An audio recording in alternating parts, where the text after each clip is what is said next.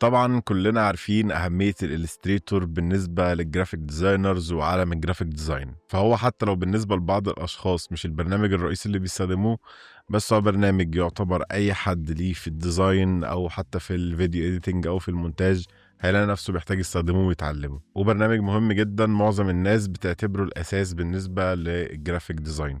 والنهارده جبت لكم شويه تيبس اند تريكس لبرنامج الالستريتور. اهلا بيكم في حلقه جديده من قناه فات جرافيكس. امير هوست عز حجاج، ويلا بينا.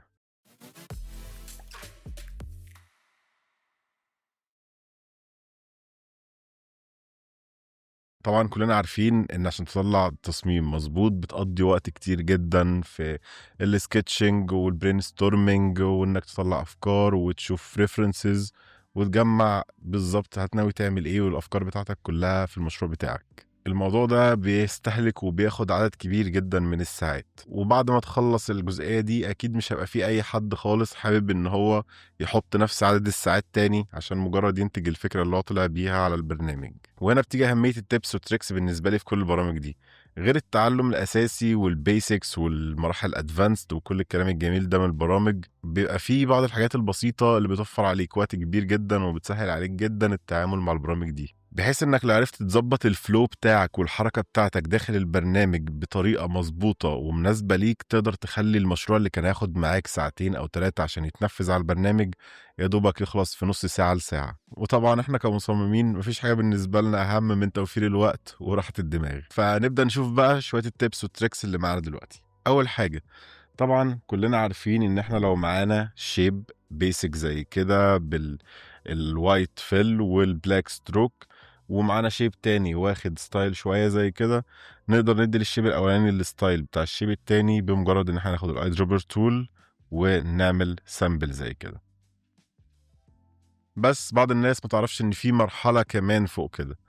لو انت جيت مثلا بالاي دروبر تول وعايز تاخد الستايل من الشيب التالت ده اللي هو الدروب شادو وال 3 دي افكت اللي معمول عليه، تيجي تعمل سامبل، هتلاقي ان هو ما بياخدش اي حاجه، هو يا دوب بياخد منه برضو الفل والستروك زي ما انتم شايفين. لو عملنا كنترول زي او كمان زي علشان نوصل للشيب البيسك بتاعنا وجينا عملنا سامبل من هنا، هياخد برضو لون الفل والستروك فقط. طيب لو انا معايا شيب وعايز اديله الايفكت اللي انا عامله ده من غير ما اقعد اطبقه تاني عليه، ببساطه الموضوع سهل جدا. كل اللي هتعمله انك هتخش على قائمه لايرز وهتنزل للسب لاير بتاعتك اللي هي الاوبجكتس بتاعتك، وهتشوف الايفكت محطوط هنا على السب لاير اللي في النص ده. اقدر اجي ادوس على اوبشن او الت واخد الدايره الصغيره ديت كليك اند دراج وارميها على اي سب لاير تاني، فيروح جاي مديلها الايفكت بتاعها. تاني تركاية معانا وهي ليها علاقة بالشيب تول. لما تيجي عندك في البرنامج وتفتح الشيب تول خصوصا الستار تول وتبدأ ترسم، هتلاقي ان بيطلع لك نجمة عادية جدا، نجمة الخماسية. اللي بعض الناس ما تعرفوش انك ممكن وانت لسه واقف كده تدوس على الاب اند داون ارو كيز اللي هو زرار اللي فوق والتحت، وتزود او تقلل عدد البوينتس في النجمة بتاعتك لغاية ما توصل لحاجة ثلاثية شبه المثلث زي كده.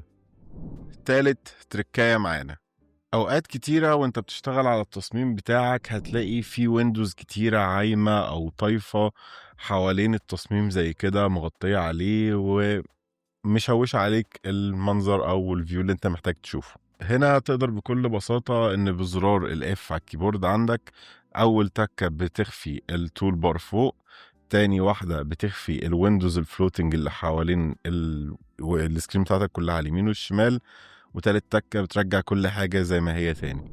طيب هنقول ان المشكلة مش في الويندوز اللي عندك، المشكلة مثلا في ان طلع لك جريد او جايدز مستخدمها في التصميم، ومثلا الصورة او الباك جراوند بتاع التصميم بتاعك كمان معدية الارت بورد بتاعتك، وعايز ببساطة تشوف فيو بكروبد ارت بورد من غير اي حاجة حواليها تبقى طالعة ومن غير الجايدز ومن غير كل الكلام الجميل ده. تقدر وقتها انك تخش من قائمة فيو وبعد كده تنزل تحت لتريم فيو. تريم فيو زي ما انتم شايفين بيخفي الجايدز بتاعتك كلها، وكمان بيقدر ان هو يخفي كل حاجة بره الارت بورد بتاعتك. اوكي جميل. طيب دلوقتي فلنفترض ان انا خلصت المشروع كله بقى خلاص، وعايز اشوف التصميم بتاعي وكأنه جي بيج او كأنه بي دي اف اتسيف خلاص وطلع. واشوفه فول فيو من غير اي اعاقات وكانه بره البرنامج. تقدر تعمل ايه؟ ببساطه هتيجي هنا برضو في قائمه فيو وهتنزل لبرزنتيشن مود. برزنتيشن مود بيدخلك على سكرين زي كده بتتعامل فيها، ما تقدرش تتحرك طبعا اي حاجه ولا تشوف اي حاجه زياده. هي حرفيا وكانك سيفت الفايل بتاعك خلاص وبتبص عليه من بره الاليستريتور. وكمان لما تبقى في البرزنتيشن مود تقدر تغير ما بين الارت بوردز المختلفه بتاعتك عن طريق الليفت اند رايت ارو كي. رابع تركايه معانا هي الكيرفتشر تول. ايوه، في العادي طبعا التركايه ما بتبقاش تول، بتبقى حاجه مخفيه شويه ومش معروفه شويه. بس الكيرفتشر تول مظلومه جدا في البرنامج بسبب انها ظهرت بعد البين تول بشويه كبار جدا. اغلب الناس كانت اتعودت على البين تول وما جربتش الكيرفتشر تول او ما تعرفش الامكانيات او البوتنشال اللي عندها. بس الكيرفتشر تول ليها اهميتها وليها فائدتها الكبيره جدا. مثلا فلنقل ان انا عايز اعمل اوتلاين او ارسم باس لشيب زي ده كده. بالكيرفتشر تول الموضوع بيبقى بسيط جدا. كل اللي بتحتاج تعمله انك تيجي على البوينتس اللي في بدايه الكيرفات وفي نص الكيرف زي كده وبتبدا ترسم بوينت هنا، بوينت هنا، بوينت هنا. زي ما انتم شايفين عمل الكيرف نفسه على طول. وبتكمل على كده بقى بوينت في بوينت. طبعا هنقلب الفيل ستروك عشان نبقى شايفين احسن اللي احنا شغالين عليه، ونختار لون اقوى شويه.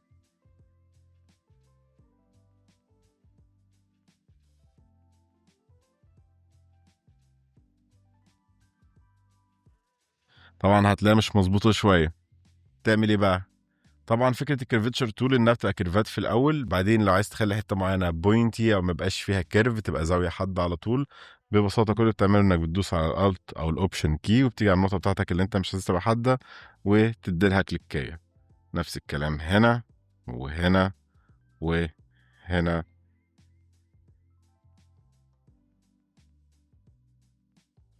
طبعا بعد ما خلصت الموضوع ده هتلاقي ان في اختلافات بسيطه ما بين الكيرف اللي انت رسمته والرسمه اللي تحته اللي انت عايز تعملها الاوتلاين ده. كل اللي هتحتاج تعمله انك تيجي تمسك البوينت بتاعتك وتبدأ تحركها شوية بسيطة لغاية ما تظبط. نفس الكلام هنا، تمسك البوينت بتاعتك تحركها شوية لغاية ما تظبط اكتر. تقدر بعد كده تروح جاي واخد الشيب ده عامل له فيل بدل الستروك وماسك ترانسفورم ريفلكت، تاخده كوبي والنسخة اللي هناك دي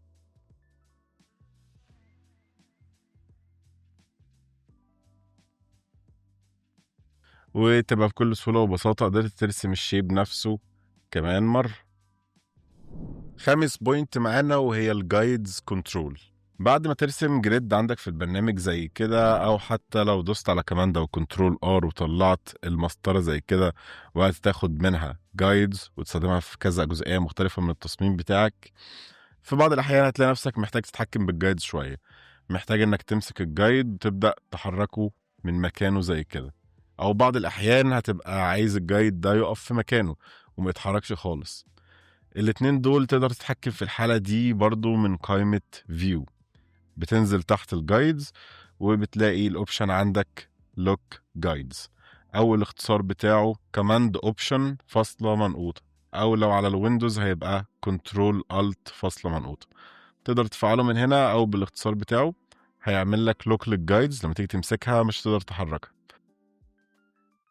لو جينا بقى ورحنا جايين قررنا نخش تاني في قائمة فيو وننزل لجايدز، هتلاقي الاوبشن بقى انلوك جايدز طبعا بنفس الاختصار. لما تدوس عليه هتلاقي نفسك بتقدر تحرك الجايدز، تمسكها وتحركها في المكان اللي انت عايزه عادي. والكلام طبعا ده بنفسه بيطبق على الجريد اللي انت عاملها. بعد كده برضو ممكن تبقى حابب تخفي او تظهر الجايدز، فبرضو من قائمة فيو بتنزل لاوبشن جايدز وبتلاقي عندك اوبشن هايد جايدز اللي هو كماند، او لو على الويندوز بيبقى كنترول فاصلة منقوطة. لما بتدوس عليه زي ما انت شايف الجايدز اختفت. لو جيت كمان مرة في فيو جايدز هتلاقيه بقى شو جايدز. تقدر طول ما انت بتشتغل تدوس على الكماند او الكنترول والفاصلة المنقوطة عشان تشوف كل شوية التصميم بتاعك بيه ومن غير كل الجايدز اللي انت حاططها. واخر حاجه طبعا لو انت عامل جايدز كتيره جدا ومحتاج تنظف الكلام دوت كله وتمسح كل حاجه، تقدر تخش من قائمه فيو عندك برضو وتنزل تحت الجايدز وتعمل كلير جايدز. في الحاله دي كل الجايدز اللي في الدوكيمنت بتاعتك هتتمسح وتختفي. رقم 6 معانا دلوقتي اوبشن جميل جدا هيسهل عليك موضوع السلكشن في الالستريتور. معانا مثلا تصميم زي كده، ده غلاف مجله رولينج ستون بيتكلم على البيتلز، تمام؟ فدلوقتي التصميم ده كنت عامله وكنت مستخدم فيه الفونت ده اللي هو افانت جريد جوسيك. فلنقل ان انا مثلا عايز اعمل سيلكت على كل التكست اللي مكتوب بالفونت ده، علشان محتاج مثلا ان انا اغير السيكنس بتاعتهم، اغير الوزن بتاعهم. اقدر اروح جاي ماسك واحد فيهم واخش على قائمه سيلكت واختار سيم، وهتلاقي عندك اوبشنات كتيره جدا. سيلكت سيم ابييرنس لو هي شيب او تكست، سيلكت سيم فيل او ستروك، فيل كولر، اوباسيتي، حاجات مختلفه جدا. انا مثلا عايز اعمل سيلكت على نفس الفونت، فاقدر انزل تحت واختار سيلكت سيم، هتبقى فونت فاميلي. لو دوست كده فكل الفونت اللي انا ماسكه افانت جريد جوسيك، اقدر دلوقتي اروح جاي ماسكهم واغير في الوزن بتاعهم زي ما انا عايز كلهم مره واحده. طبعا نفس الكلام بيتطبق على اللون زي ما قلنا. لو انا عايز امسك مثلا كل الشيبس اللي واخده اللون الاسود ده، او كل التكست بالشيبس اللي واخده اللون الاسود ده، عشان عايز اغير درجه الاسود اللي انا مستخدمها في التصميم، هخش على قائمه سيلكت سيم واختار فيل كلر. هيعمل لي سيلكت على كل العناصر اللي مستخدمه نفس اللون، سواء تكست او شيبس او ايا يكن. واقدر اروح جاي دايس دبل كليك هنا واغير اللون بتاعها زي ما انتم شايفين. سابع تركايه معانا، فلنقل مثلا ان انت شغال في تصميم وعامل زوم ان قوي، خصوصا بقى لو شغال على لوجو ورسم التفاصيل او كده، بس طبعا بتحتاجها في كل التصميمات انك تعمل زوم جامد جدا كده عشان تشوف التفاصيل بتاعتك، ومحتاج تتحرك لجزئيه تانية بعيده شويه، بس طبعا مش عايز تعمل زوم اوت عشان تتحرك بعد كده تعمل زوم ان. تقدر ببساطه انك تخش من قائمه ويندو، تشوف النافيجيتور تحت هنا اهو، وهيدي لك هنا كل التصميم الدوكيمنت بتاعك او الارت بورد بتاعك، وهيعمل لك المستطيل الاحمر ده اللي هو الجزئيه اللي انت شايفها بعد ما عملت زوم ان. تقدر تمسكها وتحركها كده زي ما انت حابب، تروح لاي جزئيه في التصميم عندك. تقدر من هنا انك تزود كميه الزوم ان بتاعتك كمان، ويبقى معاك جزئيه صغيره زي كده تقدر تتحرك فيها براحتك جدا من النافيجيتور من غير ما تعمل ولا زوم ان ولا اوت ولا اي حاجه. طبعا برنامج الالستريتور للاسف عكس برنامج مثلا الانديزاين اللي بيبقى معمول مخصوص لللاي اوت وتوزيع العناصر الكتابيه وغيره، فبرنامج الالستريتور ما فيهوش تول مخصصه بشكل مباشر جدا انك تعمل مثلا جايدز بتاعتك وتطبق على كل ارت بوردز او كل الصفحات بتاعتك وهكذا. فليها حاجه بسيطه جدا تقدر تستخدمها عشان تنفذ الجايدز والجريدز اللي انت عايز تعملها. ببساطه كل اللي هتحتاج تعمله انك تجيب الشيب بتاعك، تروح جاي عامله على حجم الارت بورد بتاعك. تقدر طبعا تتحكم في التفاصيل والحجم الصغير من قائمة ترانسفورم عشان تحدد كمية المارجنز اللي انت حاببها وكده، بس حاليا انا هديله حجم تلقائي كده علشان نجرب الاستخدام بتاعه، واعمل له سنتر الاينمنت من التو اكسس. دلوقتي بقى انا محتاج اعمله كجريد عشان ابدا تصميم على الارت بورد ده. اقدر اخش من قائمه اوبجكت، انزل لباس، وبعد كده من باس اقدر اخش على سبليت انتو جريد. هنا اقدر احدد عدد الروز اللي انا عايزها في الجريد، احدد عدد الكولومز اللي انا عايزها في الجريد، وطبعا اقدر افعل اوبشن البريفيو عشان ابقى شايف، واقدر ازود الكميه اللي انا عايزها من المسافه الفاضيه بالجتر كده زي ما انتم شايفين 3 مللي مسافه فاضيه، وادوس اوكي. اقدر دلوقتي وانا ماسك كل ده ان انا اخش على قائمه فيو، اخش على جايدز واخش اعمل ميك جايدز، وزي ما انتم شايفين كده بقى معايا الجريد بتاعتي اللي اقدر اصمم عليها زي ما انا حابب. تاسع تركايه معانا ريكولر ارت وورك.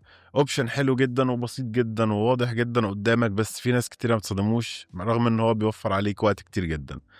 ببساطه وانت في تصميم مثلا زي كده وعامل باك جراوند وعامل الوان وعامل كل الكلام الجميل ده، وعايز تغير الالوان شويه، عايز تغير المود شويه، هتلاقي نفسك محتاج تمسك الاوبجكتس او الشيبس بتاعتك واحده واحده وتقعد تغير الالوان بتاعتهم وكده. في حل ابسط من كده بقى بكتير ممكن تعمله، انك تروح جاي ماسك كل الكلام الجميل بتاعك ده وتروح جاي داخل لقائمه ارت وورك او ريكولر ارت وورك اللي عندك هنا دي. طبعا هتفتح معاك في الاول بالشكل ده، بس بتفعل اوبشن للادفانسد اللي هنا ده، وبتدوس اوبن ادفانسد ريكولر ارت وورك دايلوج ان لانش عشان كل مره تفتحها فيها تدخلك على هنا على طول، بدل ما تضطر تدوس على اوبن از ادفانسد اوبشن. بيبقى هنا طالع لك كل الالوان بتاعتك، تقدر انك تمسك لون فيهم وتروح جاي دايس عليه دبل كليك زي كده، ولما تغير اللون ده كل العناصر اللي عندك اللي باللون ده في التصميم هتتغير زي ما انتم شايفين كده. تقدر طبعا تعمل كذا اوبشن كمان غير انك تمسك كل لون تغيره واحده واحده. اول حاجه تقدر تعملها انك تقدر تاخد مثلا اللون من هنا وتروح جاي منزله على طول على اللون اللي تحته زي كده، فتلاقي اللونين اللي انت بدلتهم مع بعض فعلا كل الاوبجكتس اللي كانوا باللونين دول الوانهم اتعكست واتبدلت مع بعض برضه. اقدر مثلا اخد اللون ده اروح جاي احطه هنا وابقى عكست اللون الازرق الغامق ده او الكحلي مع اللون الابيض ده. تقدر برضو تعمل كمان اوبشن وهو اوبشن الشفل اللي هنا ده، بمجرد انك تدوس عليه الالوان اللي انت مستخدمها كلها هتتغير بشكل عشوائي. فانت مثلا لو عجبك الالوان بتاعتك مش محتاج تغيرها، بس حابب انك تبدلهم شويه تشوف مثلا لو اتعكست الالوان هتبقى عامله ازاي، تقدر تقعد تعمل شفل شفل شفل لغايه اما تلاقي ترتيبه الالوان عاجباك وتستقر على كده. واول ما تيجي في البرنامج وتخلص وعملت الالوان اللي انت عايزها تقدر تدوس على اوكي، وكل اللي انت عملته ده اتنفذ. الحاجه الوحيده اللي مضايقاني في الاوبشن ده شويه ان هو ما فيهوش كنترول زي او كماند زي للي بيتعمل جوه.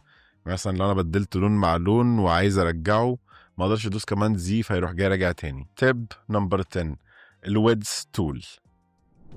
لما تيجي في البرنامج وتبقى مثلا حابب انك تكتب حاجه زي كده او ترسم حاجه زي كده ومش عارف تعمل مثلا الفرق في السكنس والإفكت ده ازاي، زي مثلا اللاين اللي موصل ما بين حرف الجي وحرف البي هنا زي ما انتم شايفين بادئ بسكنس عالية فوق أو تخن عالي فوق وبينزل ويرفع ويتخن تاني ويرفع تاني وهكذا.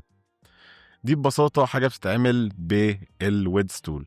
كل انت محتاج تعمله ان انت اول حاجة يبقى معاك اللاين اللي هتشتغل عليه، وعشان اجيب اللاين هروح جاي داخل على البنسل تول، طبعا هديلها الاوتلاين اللون اللي انا عايزه بالسكنس اللي انا عايزه كبداية، واروح جاي راسم الشكل اللي انا عايزه، مثلا فلنقل حاجة زي كده.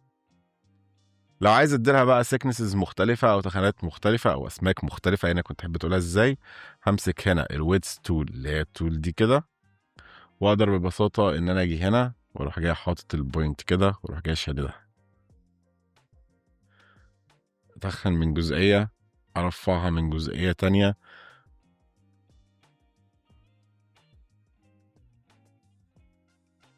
زي ما انتم شايفين ملكش ليميت خالص على كمية الويتس اللي انت تقدر تحطها، بس طبعا يعني هنصح انك تحطها بما فيه المناسب عشان الشكل في الاخر يطلع حلو. وبعد ما ترسم جزئيات تقدر ترجع عادي تتحكم فيها، يعني مش معنى ان انا رسمتها ان هي خلاص ثابته على كده، اقدر عادي جدا في اي وقت ان انا اروح جاي ماسك التول تاني واجي ارفعها او اتخن جزئيه تانية وهكذا، لغايه اما في الاخر يبقى معاك الشكل اللي انت عايزه ويبقى الشكل دايناميك وحلو وعاجبك. تيب نمبر 11، وانا بشتغل في البرنامج اوقات كتيره جدا ما هحتاج ان انا افضل اسيف نسخه ورا التانية ورا التالتة بتعديلات صغيره جدا ما بين كل نسخه والتانية عشان الكلاينت يقدر يشوفها، او عشان انا نفسي اقدر ارجعها من كذا سكرين مختلفه او اطبع اوبشنات مختلفه. ففي كل مره طبعا بضطر ان انا اروح جاي داخل على فايل وبعد كده اخش على اكسبورت وبعد كده اروح جاي داخل اكسبورت از علشان اقدر اسيفها كجي بيج او بي ان جي او ايا يكن اللي انا حابه. فعلشان نوفر شويه وقت في الموضوع ده رحت جاي عملت حاجه بسيطه جدا. ببساطه تقدر تخش من قائمه edit تروح جاي نازل تحت لكيبورد شورت كاتس ونقدر نعمل شورت كات بسيط جدا وسهل جدا لاوبشن الاكسبورت بتاعنا اللي احنا بنستخدمه كتير ده. طبعا انصح جدا انك تعمل الشورت كات ده للاكسبورت عندك برضو، لان للاسف اوبشن اكسبورت ما بيجيش في الاليستريتور عليه شورت كات تلقائي، بيبقى من غير شورت كات. بس الفكره هنا انك تتعلم ازاي تعمل كيبورد شورت كاتس لكل التولز اللي انت بتستخدمها بشكل متكرر بحيث انك تقدر توفر وقت فيهم. طبعا زي ما انتم شايفين هنا هتلاقي الشورت كاتس بتاعت التولز، تقدر تدوس هنا وتختار الكماند منيو. تمام.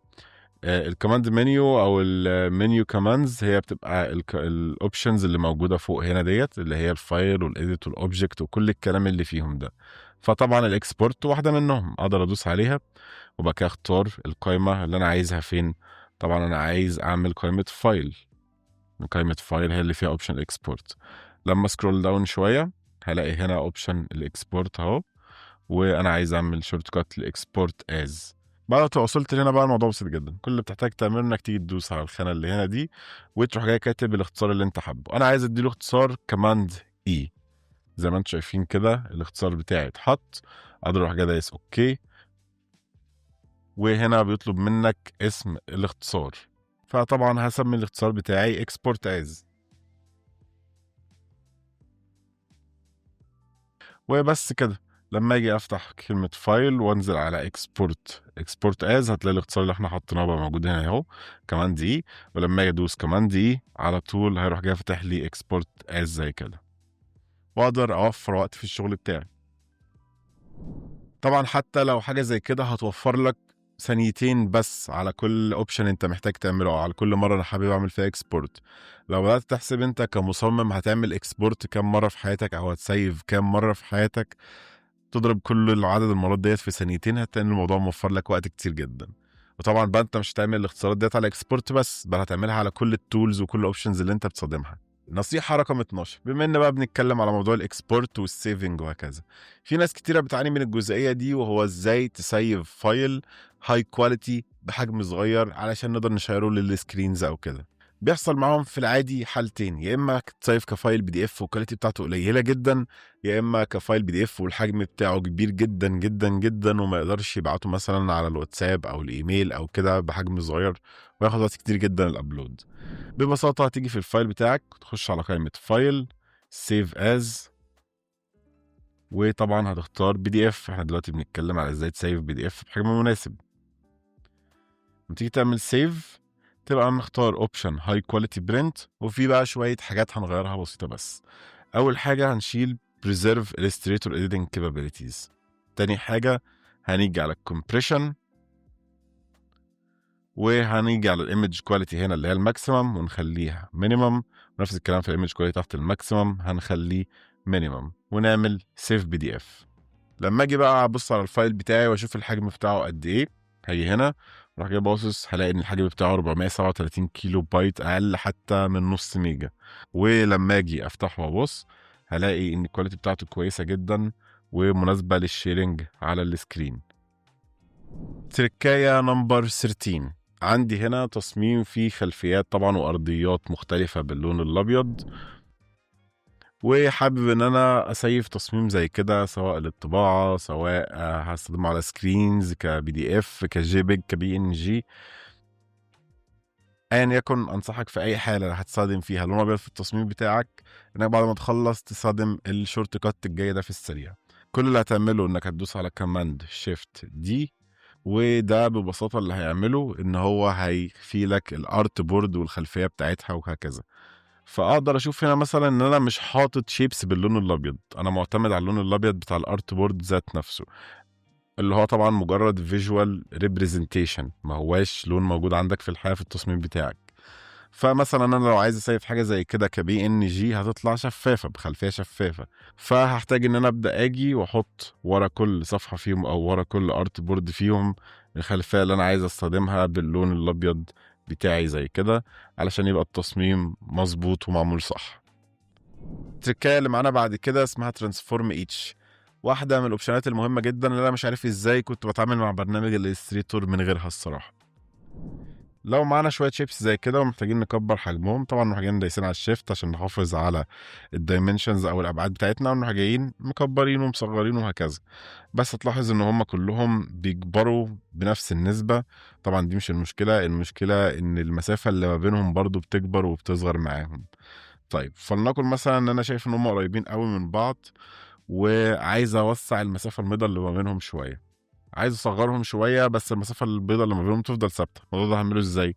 ببساطه زي ما احنا عملنا سيلكت على كل ده، هخش من قائمه اوبجكت ترانسفورم واختار ترانسفورم ايتش. هنا اقدر اكبر كل واحده فيهم من السنتر بتاعها ذات نفسها، بدل ما اتحكم فيهم من السنتر بتاع كل اللي انا ماسكه مع بعض وكده، او كل اللايرز اللي انا ماسكها دي من السنتر المشترك بتاعهم. لا، هيكبر كل واحده فيهم من السنتر بتاعها. فهاجي مثلا من هوريزونتال كده اروح جاي مكبر، هتلاقي طبعا المقاس بيكبر هوريزونتالي. طبعا انا عايز اكبر الاتنين بالتساوي، فاقدر اخلي ديت فاقدر اخلي بعد ما رجعتهم ل100 كده بالمتساويين افعل هنا اللينك ده، وكل ما اصغر او اكبر الاتنين يطلعوا مع بعض. بس زي ما انتم شايفين لما كل واحدة بتكبر او بتصغر، بتكبر وبتصغر في نقطة المنتصف بتاعتها، مش نقطة المنتصف المشتركة ما بينهم كلهم. طبعا اوبشن مفيد جدا، اقدر اغير فيه حاجة زي كده واقدر استخدمها بعدين كباترن مناسب. طبعا اللي فاتت دي ما كانتش تنفع تبقى باترن خالص عشان حجمها كبير قوي يعني. وعن تجربة بتركية بسيطة زي كده تقدر توفر وقت، بدل ما حاجة كانت هتاخد منك دقيقتين أو 3 عشان تحلها وتعملها، هتخليها تخلص بالظبط في 3-4 ثواني. وقعدت فترة طويلة جدا معرفش الأوبشن ده الصراحة، وضيعت وقت كتير جدا في حاجات كان في الأوبشن ده يخليها تخلص في ثانية.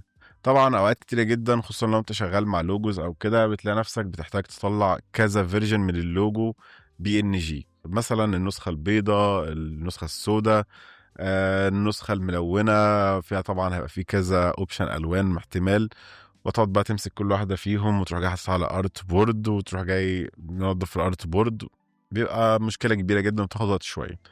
ببساطة كل اللي تقدر تعمله انك تروح جاي في البرنامج بتاعك ماسك الحاجة اللي انت عايز تسيفها، تروح جاي دايس كليك يمين وتقدر تنزل تحت لاكسبورت سيلكشن. لما تيجي تعمل كده السليكشن اللي انت عامله هتقدر تروح جاي مسيفه على طول في المكان طبعا اللي انت مختاره زي كده، تقدر تدوس اكسبورت اسيت وهيبقى طلع على طول عندك زي كده.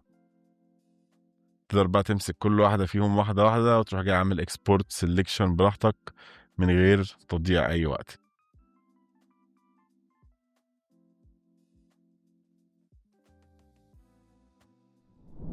ودي كانت اخر تريكايه معايا كنت حابب اشاركها معاكم. لو استفدت من الفيديو وحابب تدعمني تنساش تعمل لايك وسبسكرايب. اتمنى يكون الفيديو عجبكم وبس كده.